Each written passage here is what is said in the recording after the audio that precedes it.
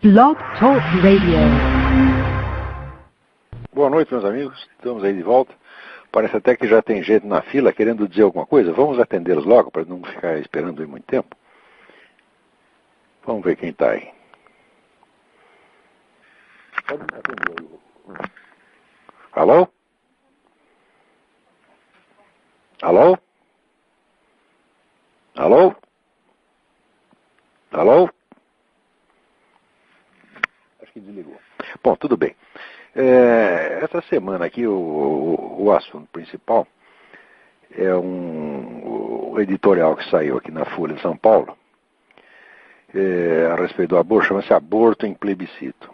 E esse editorial é uma espécie de resumo da tática maligna usada por esses abortistas para implantar a ferro e fogo a sua reforma. Note bem que esse negócio de aborto não é uma coisa separada.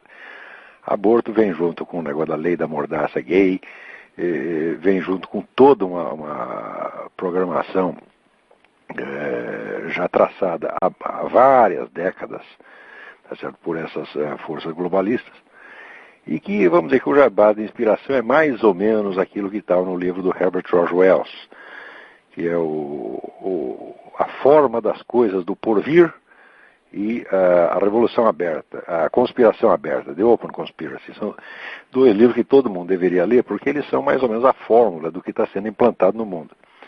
E não podemos esquecer que o Herbert George Wells, ele dizia aqui o seguinte, que para que essa, vamos dizer, o que ele chamava da Revolução Final, essa Revolução Global, que também chamava Revolução Seca, porque não implicaria necessariamente o uso de violência, ele diz o seguinte: essa revolução deve ser a obra de uma ordem de homens e mulheres animados de espírito combativo, religiosamente devotados, que se esforçarão para estabelecer e impor uma nova forma de vida à raça humana.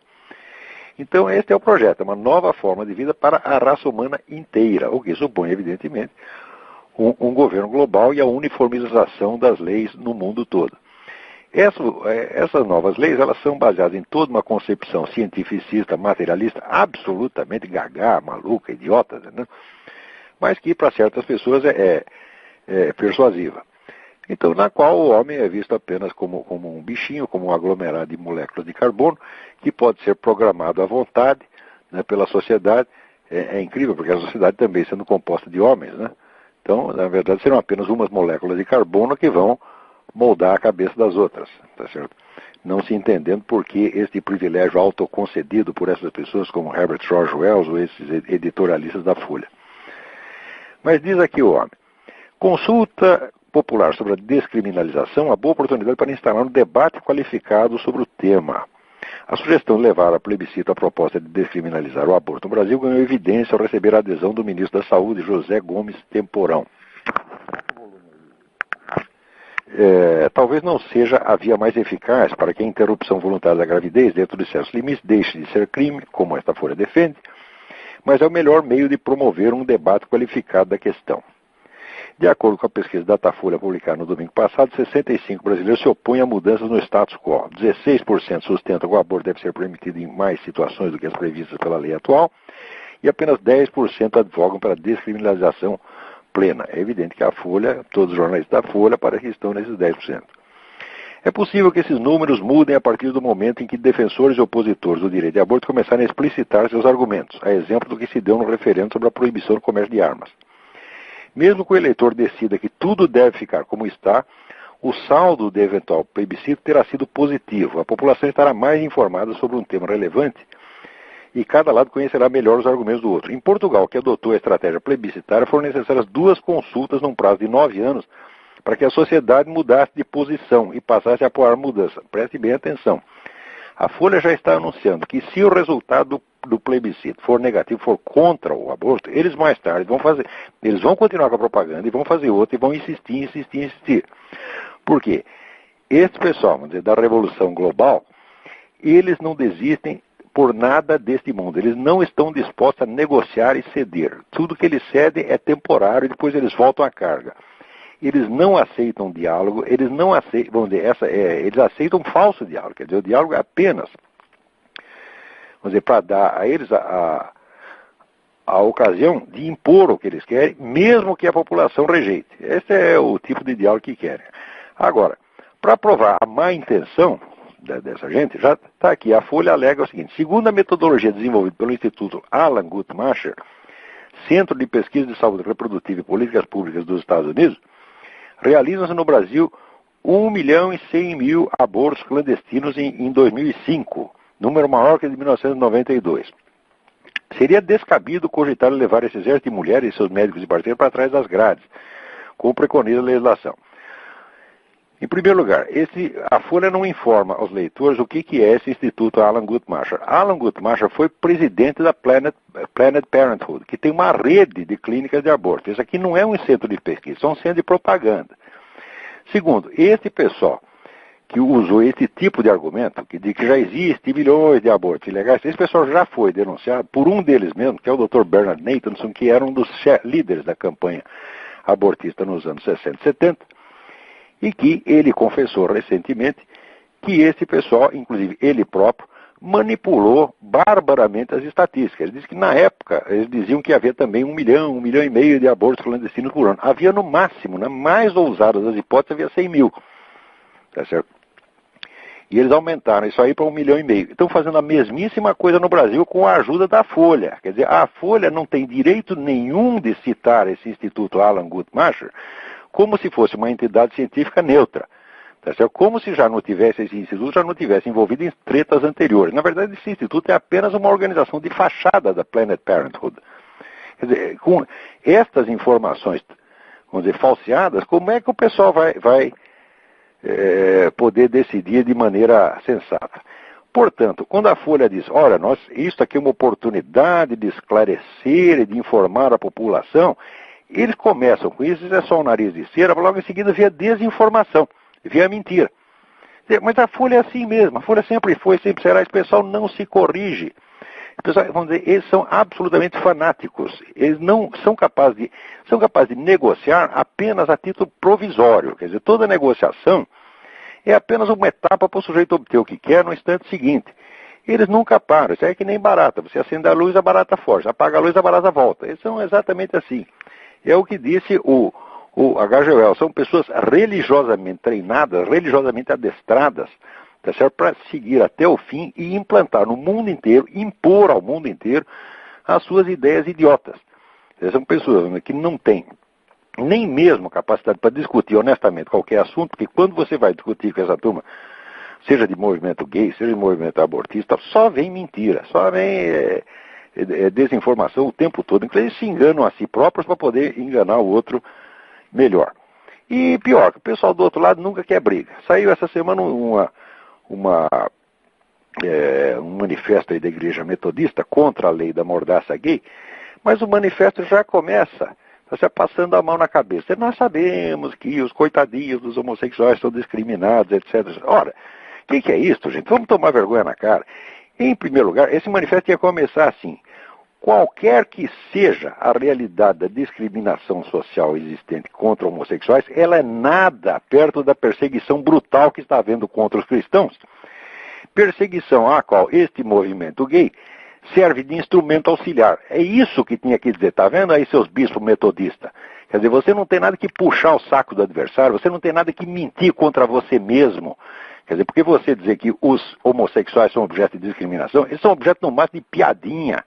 Tá certo? Agora, os cristãos estão sendo mortos, tá certo? Aos milhares, aos milhões no mundo. Quer dizer, parece que durante a década de 90, a coisa não ficou por menos de 100 mil por ano que foram mortos. Quer dizer, chegou no fim da década, deu 1 milhão de mortos. E vocês estão brincando com isso e dizendo que os homossexuais é que são discriminados? E você ainda, os bispos assinam embaixo?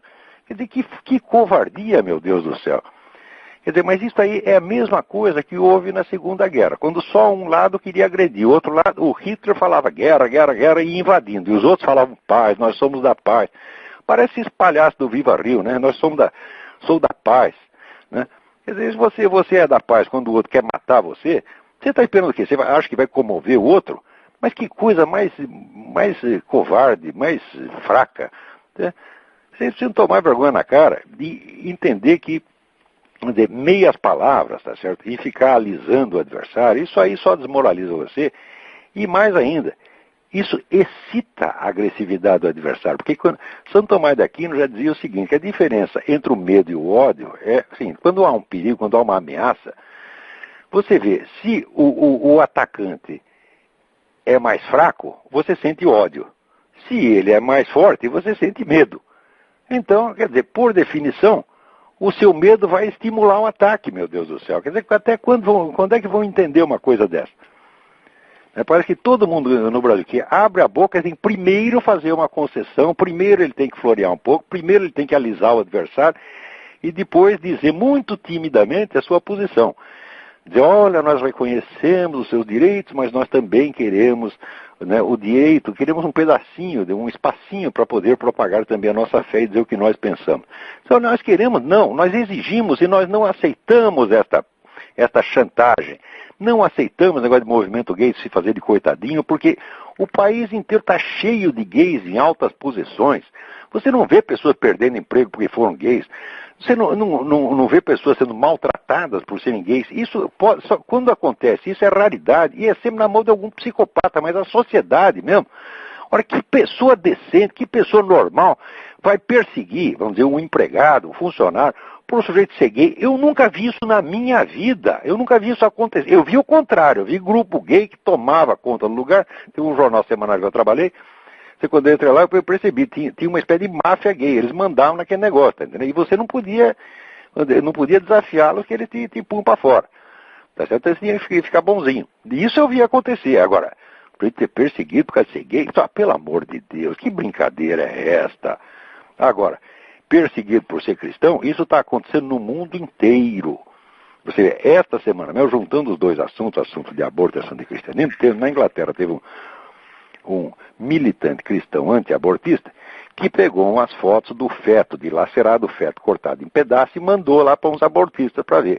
Inclusive alguns abortistas que eram, quer dizer, não eram só abortistas, eram aborteiros, quer dizer, eram médicos que faziam aborto. O sujeito foi preso, foi acusado de distribuir material pornográfico.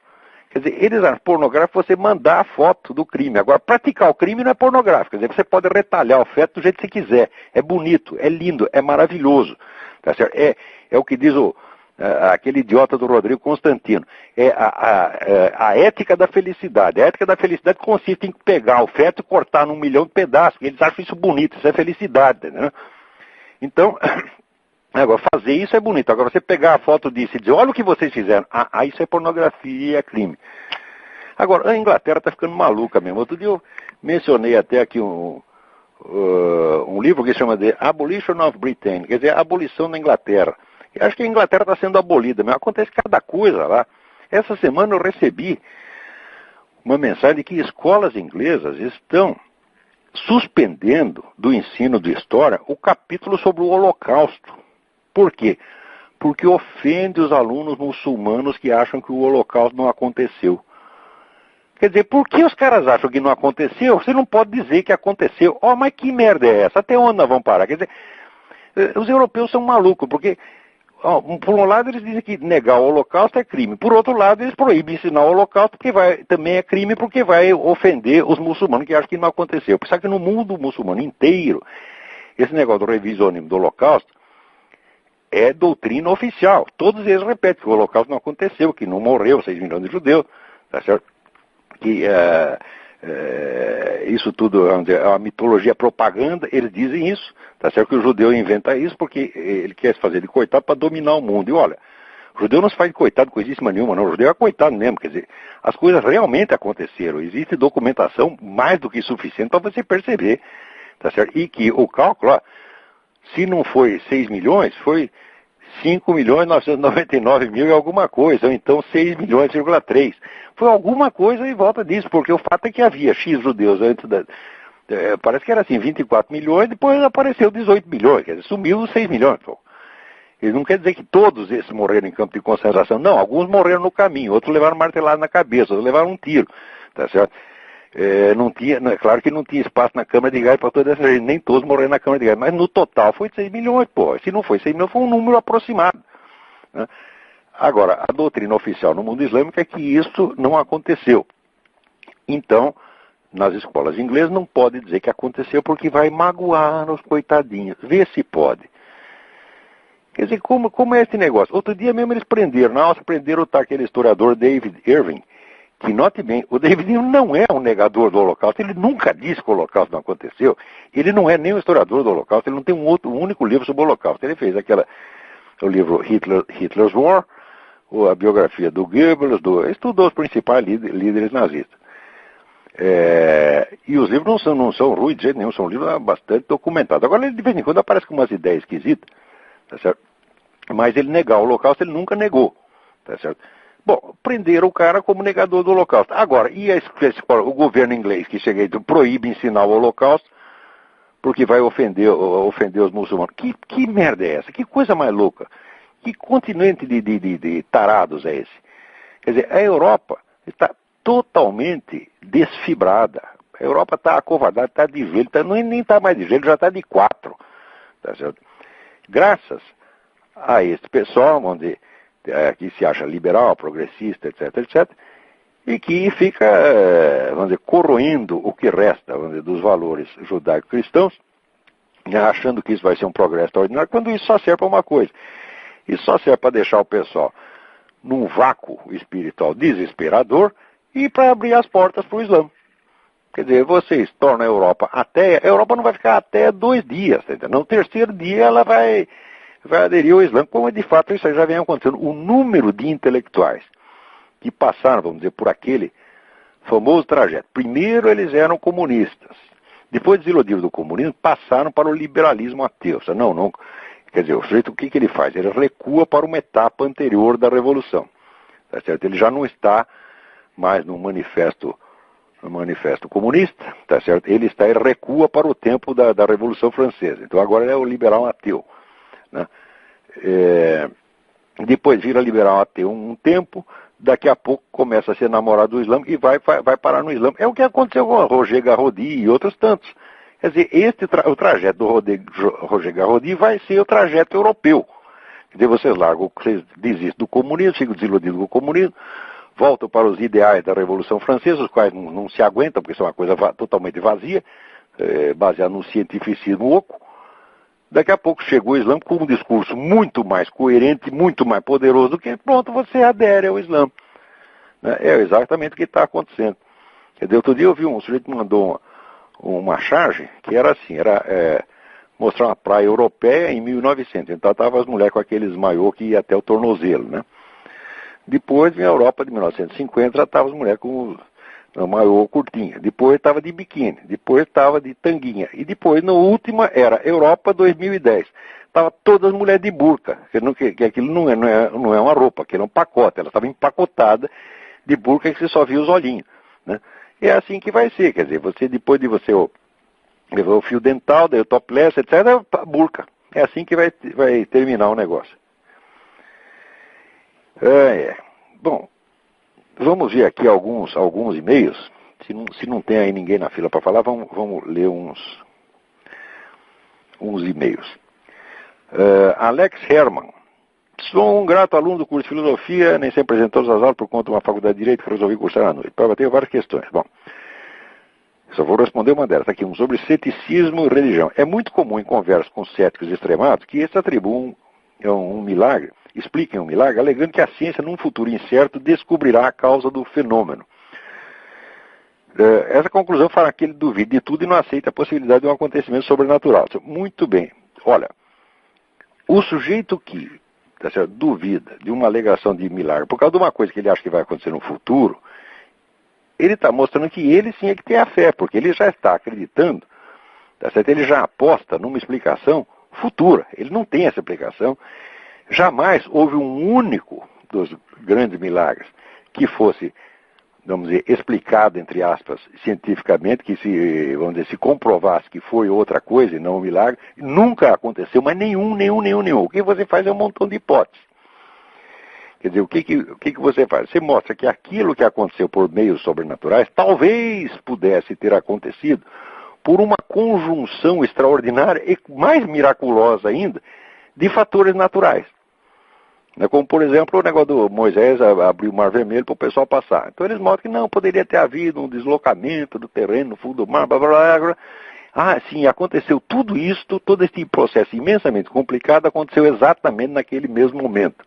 Tá certo? Quer dizer, seria ainda mais miraculoso.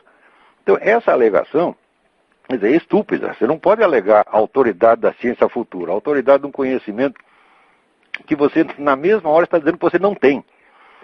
E quem quer que faça isso, você não está falando em nome da ciência, está falando em nome de um fanatismo, de uma idiotice. Agora, eu acho uma das coisas mais engraçadas na discussão com esse pessoal, onde é ateu militante, é que, por um lado, eles dizem assim para você, dizem, a sua crença é mera fé cega. Em seguida, ele quer que você prove que Deus existe, prove a ressurreição de Cristo, etc. Ah, mas se ele mesmo diz que é fé, por que eu é que tenho que provar, ó raios? Quem tem que provar é eles que dizem que estão falando em nome da ciência, tá certo? Então, mas eles transferem o ônus da prova. Tá certo? Se você mesmo está dizendo, a minha religião é uma questão de fé, então você não tem que provar coisíssima nenhuma. Então, às vezes vocês aprendem isso. Quando alguém chegar para você com essa exigência, prove isso, prova aquilo outro, você responde, eu não tenho que provar merda nenhuma, meu amigo. Quem está falando aqui em nome da ciência é você. Você mesmo diz que eu falo em nome da fé e em seguida me exige provas. Agora você fala em nome da ciência, então é você que tem que provar, porra. Então você pode fazer as seguintes perguntas. Primeiro, fulaninho, qual é a ciência que você pratica? Você é físico, você é químico, você é geólogo? A sua ciência estuda a existência ou inexistência de Deus? Não. Então você está falando em nome de uma outra ciência que você não pratica. Qual é a ciência que estuda a existência ou inexistência de Deus, meu filho? Não existe nenhuma ciência experimental que estude isso, então cala a boca, burro. Tá certo? Você está falando de uma coisa que você não conhece. Né? E em segundo lugar, tem um outro aspecto, que aliás eu vou abordar no próximo dia 18, agora vai ter o seminário de filosofia em São Paulo, vai ser transmitido por videoconferência para realizações, que é o seguinte problema. Você veja, a ciência, nenhuma ciência estuda fato concreto, porque o fato concreto é a junção, num momento e lugar, de uma infinidade de acidentes que tornam aquele fato possível. Quer dizer, nenhum fato concreto é redutível, vamos dizer, a definição que é dada dele por uma determinada ciência. Por exemplo, o fato pode ter um aspecto jurídico, um aspecto sociológico, um aspecto psicológico, um aspecto psicoquímico, etc, etc, e assim por diante. Quer dizer, o número de aspectos que compõem um fato concreto é, por definição, ilimitado. A ciência, nenhuma ciência estuda nenhum fato concreto. Quer dizer, a ciência só estuda um fato sob determinado ângulo, que é aquele que é correlativo aos métodos e aos objetivos desta ciência em particular. E a ciência só estuda fato abstrato. O fato abstrato é um aspecto separado da realidade concreta. Tá certo? Então eu digo, olha, isso quer dizer que se você somar todas as ciências, elas não podem opinar sobre um único fato concreto. E é isso que as pessoas realmente não sabem. A ciência só cuida de fato abstrato, só cuida de aspectos abstrativamente separados do todo. Tá certo? Ora, a este todo, todos nós temos acesso, porque nós vivemos na realidade concreta. Tá certo? A separação, a divisão, a distinção do fato concreto nos seus vários aspectos estudados pelas várias ciências é posterior. Inclusive, essa subdivisão não acaba, quer dizer, pode surgir novas ciências que estudem novos aspectos amanhã. Isso nunca vai esgotar. Tá certo?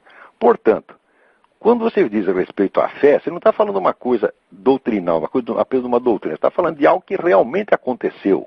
E se você fala de um milagre, você fala de algo que realmente aconteceu, você fala de um fato concreto. Tá certo? A respeito desse fato concreto, não tem nenhuma ciência que possa dizer nada, não. Ela pode dizer sobre um aspecto, sobre outro, mas que nunca vai compor um fato concreto. E em terceiro lugar, o que é mais grave de tudo, é certo que as pessoas hoje começam a falar em nome da autoridade da ciência como se a ciência tivesse com a corda toda.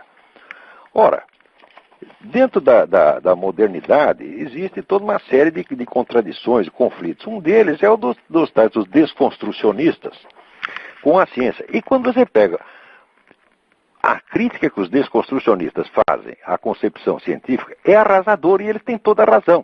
Quer dizer, mas aí é uma briga de monstros, mas você não importa. Quer dizer, desconstrucionista não presta e os caras da ideologia científica também não, mas o fato é que o desconstrucionista desconstrói mesmo esse discurso científico e mostra que frequentemente ele não é senão, vamos dizer, a projeção de preconceito e de símbolos, de crenças que são vigor na sociedade. Aqui eu mesmo estava lendo um livro muito interessante que mostrava que muitos dos componentes do atual método científico foram extrapolados do código de polidez dos cavalheiros no século XVIII. Entendeu? Então você mostra uma origem social, cultural dessas coisas, e você claro que isso não invalida a ciência, mas isso a coloca entre parênteses, tá certo? Isso é suficiente, vamos dizer, para refrear o seu ímpeto de autoridade. Nunca o discurso científico foi submetido a uma crítica tão arrasadora quanto é hoje. E justamente neste momento é que aparecem esses Richard Dawkins, esses palhaços todos, Michel Onfray, essa gente toda, falando com a autoridade da ciência como se essa autoridade existisse. E o pessoal, vamos dizer, às vezes cristão, né, ou crente, bobo, não sabe que essa autoridade não existe. Então eles começam por reconhecer, atribuir ao adversário uma autoridade que o próprio adversário sabe que não tem. Veja aqui, saiu um artigo muito interessante na Folha do Marcelo Leite, O Fim da Era Einstein. Ele diz o seguinte: no campo das ciências naturais, o pesquisador é hoje mais um chefe de equipe do que um intelectual. Quer dizer que o trabalho científico está se tornando cada vez mais, vamos dizer, um puro trabalho burocrático, de organização burocrática, onde a quantidade de trabalho intelectual de fato é mínima. E é dividida cada vez entre um número cada vez maior de pessoas. Por outro lado, acontece que está aí também na revista inglesa Prospect, um artigo muitíssimo interessante, esqueci o nome do autor agora, que diz que em muitos campos da ciência moderna estão se usando, vamos dizer, cálculos tão complicados, quer dizer, operações tão longas, tá certo, que um computador faz rapidamente, mas que implicam um número tão grande de passos e de dados que aquilo não é acessível ao controle humano. Então os caras só não sabem mais se aquilo prova alguma coisa ou não prova. E olha, a ciência em nome do qual esses idiotas estão falando aí com tanto ar de autoridade é esta ciência. É esta ciência que está cheia de rombos, de furos, de incoerências, de absurdidades lá dentro, né? E que no fim vive apenas um conjunto de crendices, se você pensar bem. Não confundir, agora, sempre que a gente fala isso, aparece um idiota dizendo, mas como você explica, então, a tecnologia, etc. Tecnologia tem merda nenhuma a ver com ciência. Tá certo? Técnica funciona ao contrário da ciência. Ciência, vamos dizer, é a redução de um conjunto de fenômenos a um princípio que os explica homogeneamente. Tá certo? Como, por exemplo, vamos supor, você pega o fenômeno do raio e pega o fato de que quando você passa a mão no gato, às vezes você toma choque. Você reduz esses dois fenômenos totalmente diferentes a um princípio comum que você chama de eletricidade, o qual também, parênteses, você também não sabe o que é. Porque até hoje ninguém explicou que raio de coisa é uma carga elétrica. Mas enfim, você reduz aquilo a um princípio comum, ou pelo menos a um nome comum. E a técnica é exatamente o contrário. Toda a técnica é uma conjunção de meios absolutamente heterogêneos para a realização de um determinado fim. Quer dizer, a lógica da técnica é a lógica que vai do heterogêneo, dos meios heterogêneos, para um resultado único. Ao passo que a ciência segue o processo contrário, ela vai para a homogeneização. Então isso quer dizer que a técnica se faz, vamos dizer, com elementos que podem ser tirados de várias ciências e cuja articulação jamais é científica. Tá certo? Portanto, e ao contrário, a técnica sempre progride antes da ciência. Quer dizer, você desenvolve equipamentos que você não sabe nem como explicar, e depois você começa a fazer pesquisa científica em cima daquilo. Tá certo? Você veja, foi depois que inventaram os computadores, tá certo? Que daí o pessoal começou a desenvolver modelos informáticos do cérebro. Quer dizer, o equipamento já existe. Daí os caras começam a tirar conclusões científicas ou pseudocientíficas disso aí e aplicar para outros domínios. Mas a própria invenção dos computadores não dependeu de nenhuma dessas teorias, tá certo? Ela dependeu de alguns conhecimentos, na verdade, elementares de eletrônica e do código binário que já estava pronto desde o século XVIII. Que século XVIII? O código binário já estava no I Ching, meu Deus do céu. Então, quer dizer, a ciência não tem muito o que ficar arrotando a autoridade, não. Aliás, chamá-la de ciência já é um absurdo, porque esse é apenas uma modalidade específica de conhecimento, de experimental materialista. Devíamos chamá-la assim, conhecimento experimental materialista, e não ciência. Ciência significa conhecimento racional, organizado, fundamentado. O que tem de fundamentado nessas coisas é muito pouco. Tá certo? Às vezes você tem uma certeza de determinados processos que acontecem porque eles foram observados em laboratório, mas você não tem a mais mínima, na hora que começa a explicação daquilo, que seria a parte verdadeiramente científica, aí vira um saco de gato. Por exemplo, a física quântica acho que não tem experimentos que tenham sido realizados mais vezes do que os da física quântica, que estão comprovados que aquilo existe. Mas, agora, o que é exatamente? Do que se trata? Aí tem alguns milhões de teorias para explicar. E cada vez é um número maior. Tá certo? Então, quer dizer, a ciência está num estado de confusão, de incerteza total, tá certo? E de muita incoerência e confusão, e justamente nessa hora quer assumir uma autoridade pública muito superior a de 1 milhão de inquisições. Ora, vão pra puta que os pariu. Daí quando fala de inquisição, também essa é outra coisa que os caras é só mito. Uma coisa puxa a outra. A pessoa fala das mortes da inquisição, etc. Vocês já estudaram, pararam para estudar o morticínio feito pelas seitas heréticas? Por exemplo, tem a seita dos cátaros, por exemplo, eles pregavam o suicídio. Tá certo? Então, o sujeito se submetia a certas iniciações, e daí era sugerido que ele se suicidasse. Tá certo? Mesmo que fosse menor de idade, mulher, então, quer dizer, era uma indução ao suicídio, e na verdade, forçava tanto que virava um homicídio. Ora, os documentos apreendidos desta seita mostram que morreu muito mais gente por este rito, eles chamavam Endura. A tal da Endura matou muito mais gente do que a Inquisição jamais matou. E se a Inquisição não tivesse mandado parar com essa merda, tá certo? Já teria morrido metade da Europa cometendo a tal da Endura. Tá certo? Então, quer dizer, o pessoal conta a história, mas conta sempre pela metade, escondendo um pedaço, fala os horrores da Inquisição. Sim, são horrores, claro, mas o horror alternativo era muito pior. Se essa seita tivesse tomado conta do... Veja, os cátaros já tinham uma boa parte desse programa, abortista, gaysista, etc., que está aí. Os cátaros queriam abolir o casamento. Eles eram contra o sexo no casamento, mas sexo fora do casamento podia. Tá certo? E havia também uma indução à homossexualidade. Quer dizer, isso aí já teria se espalhado na Europa muito antes. E sempre vem essa coisa. Quer dizer, o próprio Engels já tinha observado isso.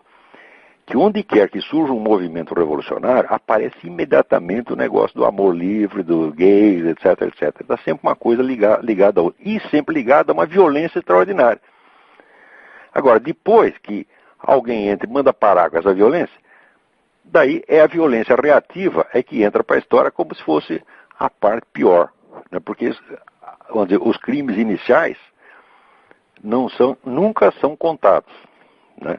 Isso aí é como se falar, os espanhóis entraram lá no México e mataram não sei quantos. Agora faz as contas de quantos os caras já tinham matado com aquele rito de sacrifício humano, que era no mínimo 20 mil em cada festival anual. Isso numa cidade. Tá? Muito bem. Vamos ver aqui.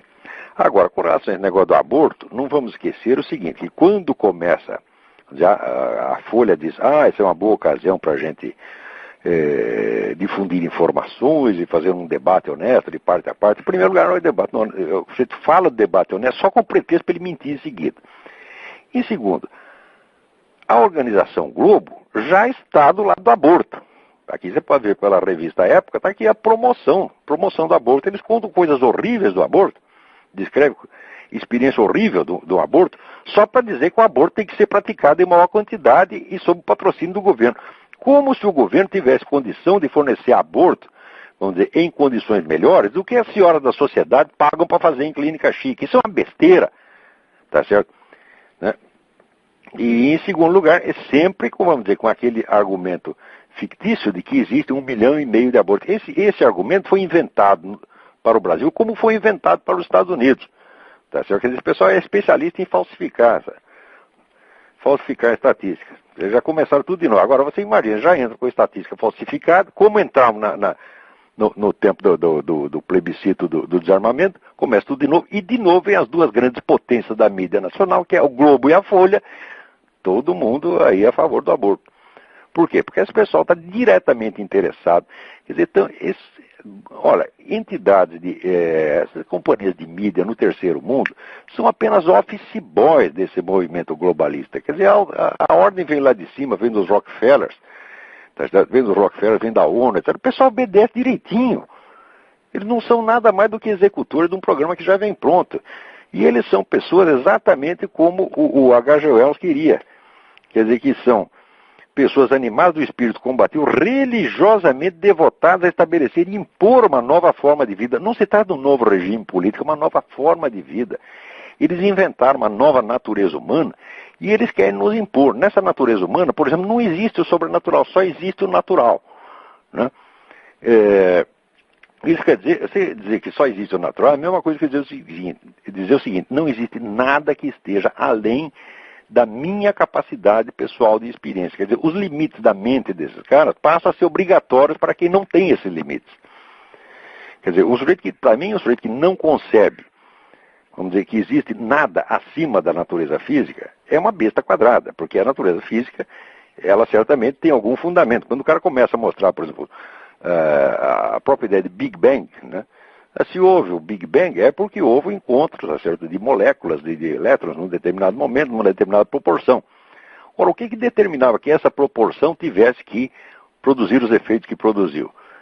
Tá certo? Quer dizer que, se essa proporção vigorou naquele momento, é porque ela já vigorava antes, só que antes não tinham se encontrado os materiais suficientes para isso. Então, significa que esta lei, esta proporção matemática, já era válida antes de existir o presente universo. O que isso já é prova, tá certo? De que a natureza física não é o extremo limite da realidade. Se ela fosse o extremo limite da realidade, ela não poderia ter uma estrutura matemática. Mas se ela tem uma estrutura matemática, a estrutura é válida independentemente disso se manifestar no tempo ou não. É um raciocínio muito simples, mas que para certas pessoas está muito acima da capacidade deles. Bom, vamos ver se tem algum outro e-mail aqui. Peraí, tem gente na linha, vamos ver. Alô? Alô? Olavo. Sim. Olavo. Sim. É o Márcio de Brasília. Oi, tudo bem?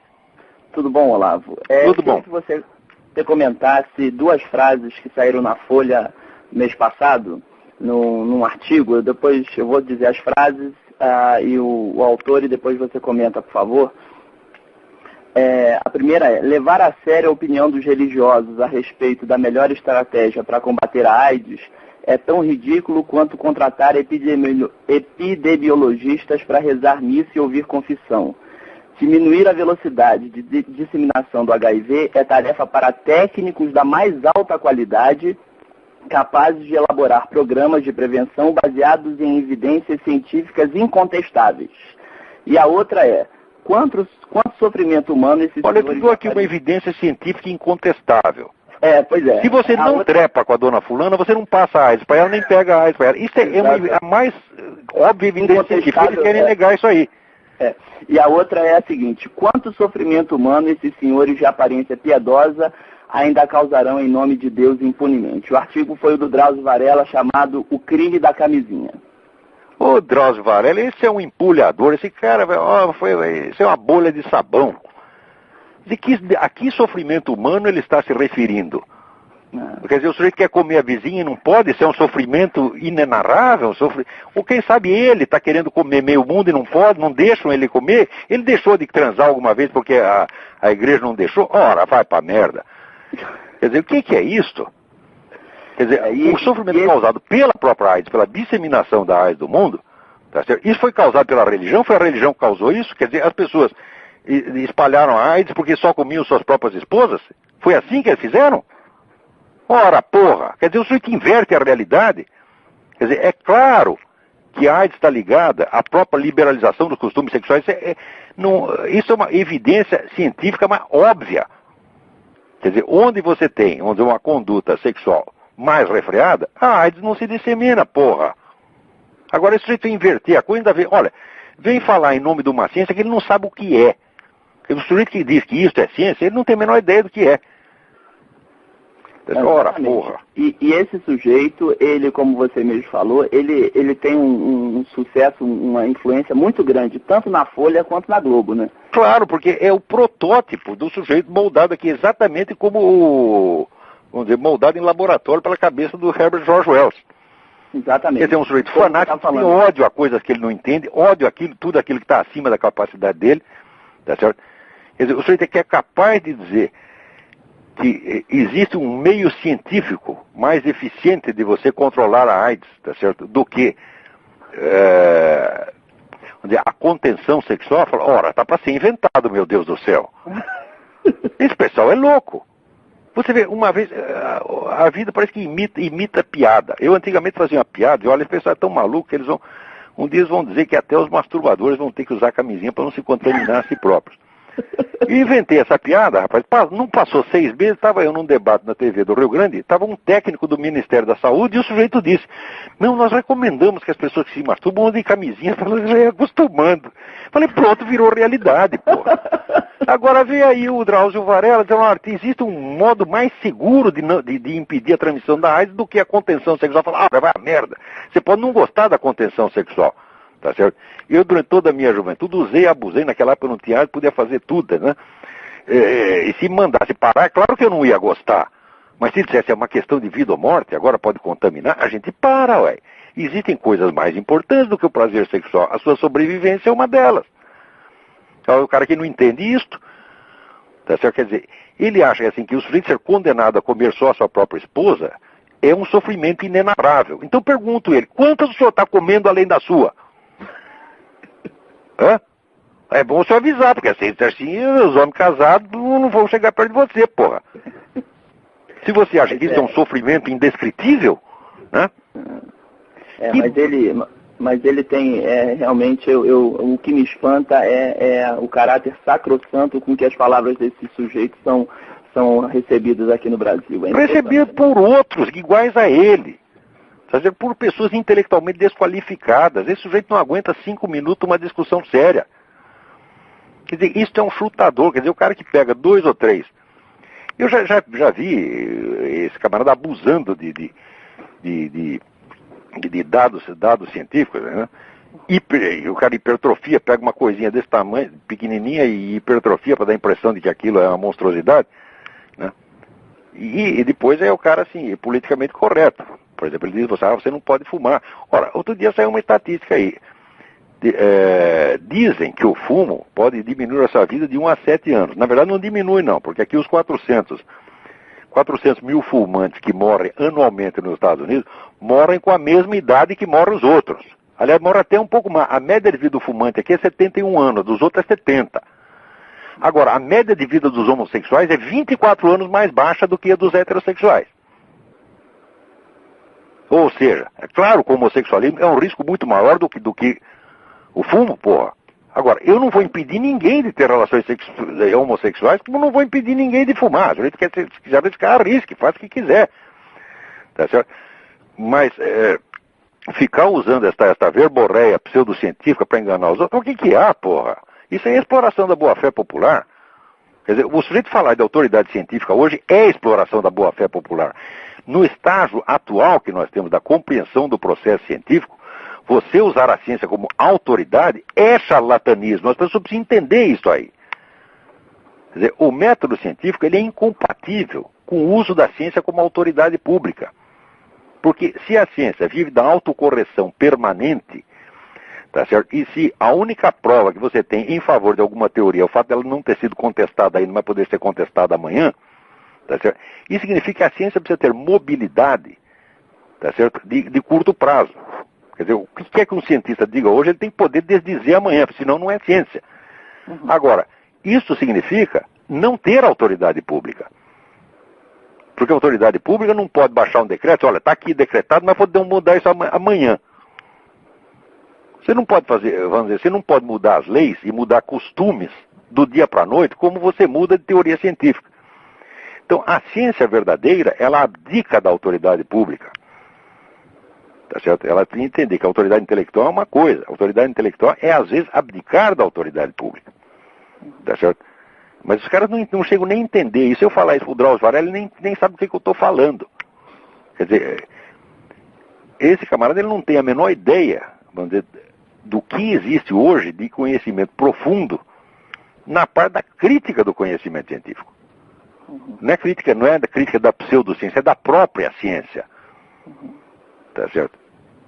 Quer dizer, até, vamos dizer, eu acho muita cara de pau. Quer dizer, depois de todos esses 50 anos de desconstrucionismo, o cara ia apresentar a ciência como se fosse uma autoridade revelada. Ora, o que é isso, porra? Tá bom, Olavo, te agradeço aí. Eu que agradeço. Deus te abençoe. A você também. Amém. Então, vamos ver o que mais temos aqui. Aqui, é incrível, esses americanos, aqui saiu na Newsmax, que é uma agência muito boa. Olha aqui, Chaves e Silva entram em choque por causa do etanol. Profundo discordância quanto ao etanol está criando fricção entre o presidente Hugo Chávez e seu colega brasileiro Luiz Inácio Lula da Silva. Os americanos acreditam mesmo nisso. Primeiro, eles acreditam que é possível dois líderes da esquerda revolucionária latino-americana terem um choque um com o outro por causa de interesse nacional. Eles acham que interesse nacional é um fator que pesa para essa gente. Então, olha, meu Deus do céu, o Lula foi criado dentro do movimento comunista internacional e é ali que está as suas raízes, ali que está a sua formação cultural, ali que estão os seus valores, ali que estão os seus amigos. Esta é a pátria dele, o movimento comunista internacional é a pátria dele e do Hugo Chávez também. Agora, quando assumem uma função pública, daí eles têm que falar em nome do país. Mas isso não quer dizer que para eles o interesse nacional seja uma força motivadora, tá certo? Comparável à da solidariedade revolucionária. Olha, esses americanos parece que eles não entendem mesmo cabeça de comunista. Ai, meu Deus do céu. Aqui também, o cara acredita em tanta besteira. Agora, você vê, por outro lado, acabaram de descobrir nas ilhas Kodiak, onde tem aqueles ursos enormes, descobriram uma reserva de petróleo na base de 210 bilhões de dólares. Os caras estão descobrindo petróleo aqui toda semana. Tá certo? E ainda estão assustados com o Hugo Chávez.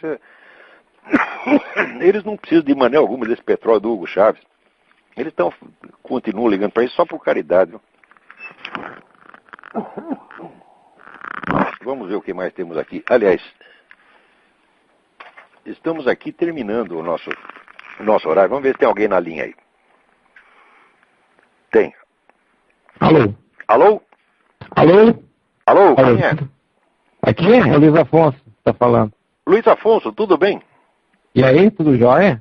Aqui tudo perfeito. Ah, legal. Aqui tem um maluco que entrou numa escola e matou 22 estudantes.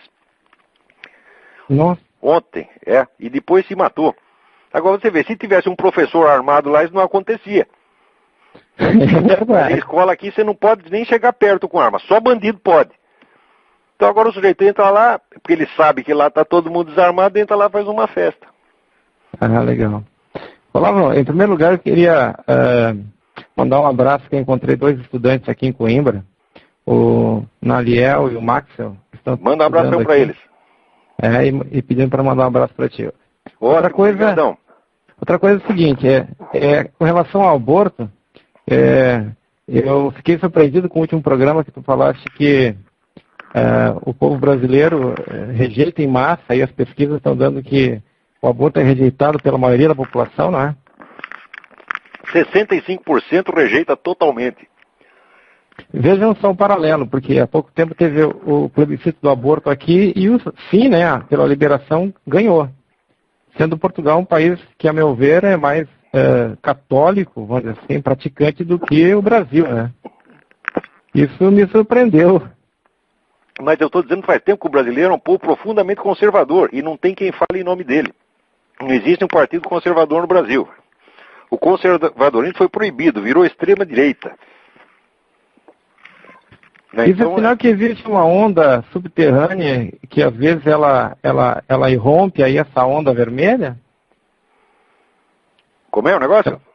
Que existe uma onda subterrânea desse conservadorismo que às vezes ele surpreende os comandantes em chefe da nação hoje, né? Dando provas da sua contrariedade. Pois é, mas esse conservadorismo ele não pode ter canais de expressão política, está proibido, né?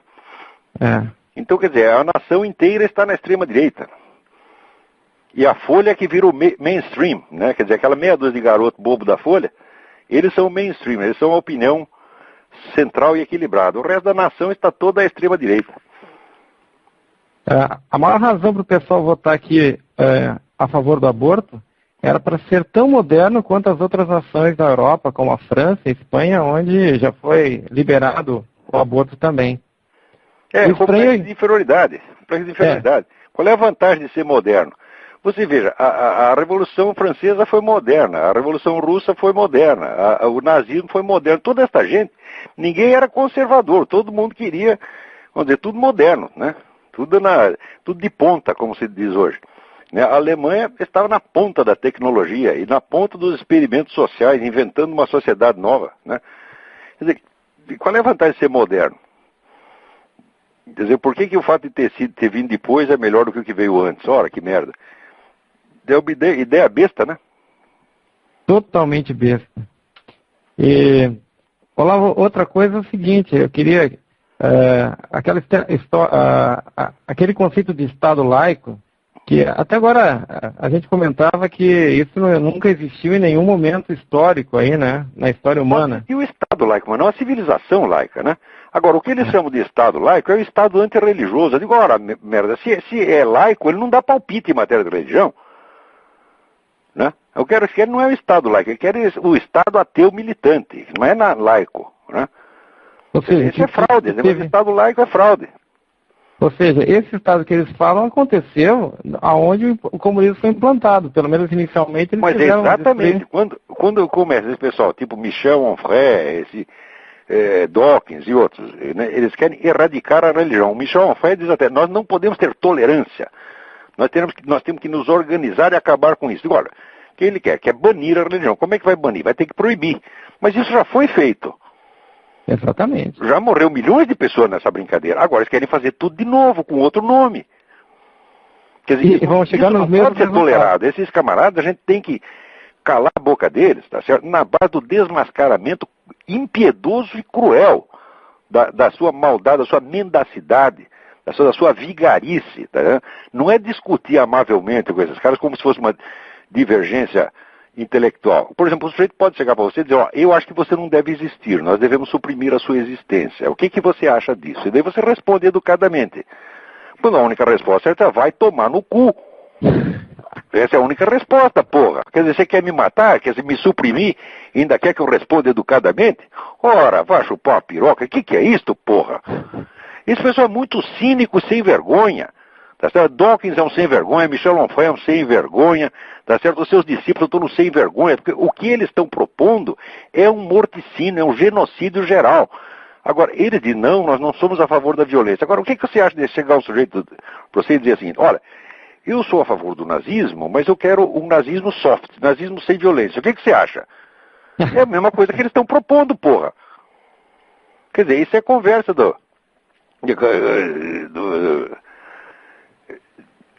né, lembra essa coisa? Tem um filme espanhol chamado Torrente, você assistiu? Eu já vi. É uma comédia, é muito engraçado, é muito engraçado. Então, é um policial corrupto e ele tá fazendo uma tocaia para pegar uns bandidos e tá ele com o ajudante dele, né? Daí eles estão lá faz horas no carro, de madrugada. Daí um diz pro outro assim, pô, nós estamos aqui uma hora sem fazer nada, o que nós vamos fazer para passar o tempo? Daí um fala pro outro assim, vamos tocar umas punhetas, eu toco em você, você toca em mim, mas sem viadagem. Então, esses caras, eles querem, vamos dizer, a abolição da religião sem violência é a mesma coisa, tá certo? Que esse negócio sem viadagem. Falo, não é possível. Quer dizer, é um jogo de palavras. Só que eles estão fazendo uma piada na nossa cara e quer que a gente leve a sério.